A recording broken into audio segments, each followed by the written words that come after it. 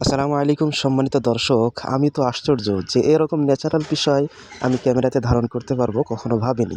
তো দেখতে পাচ্ছেন ৩টা ডিম আছে এখানে। তো এই ডিমগুলা মূলত আমাদের পাশের পুকুরে একটা ঝোপের আড়ালে পানির উপরে একটা বাসা বেঁধে ডাক পাখিতে পেড়েছে। তো চলুন, তখন আমরা ডিম দেখেছিলাম, এখন দেখি সে এসে এই ডিমগুলা তাওয়া দিয়ে বাচ্চা ফোটানোর চেষ্টা করছে কিনা।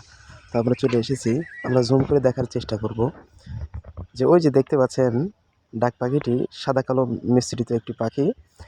কিছু শুকনা খড় গুছিয়ে সে ওখানে বাসা তৈরি করেছে এবং সে জায়গাতে সে ডিম পাড়ার পরে এখন তাওয়া দিচ্ছে, দিচ্ছে।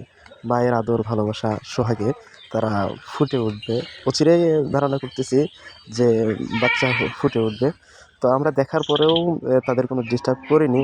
আমি প্রথমে দ্বিধাদ্বন্দ্বে ছিলাম, কিন্তু আমি দেখলাম যে এগুলো থাকুক, সে বাচ্চা ফুটাক, তারপরে ওখান থেকে তার ফ্যামিলি তৈরি হোক, তারা আনন্দে বিচরণ করুক, ঘোরাফেরা করুক।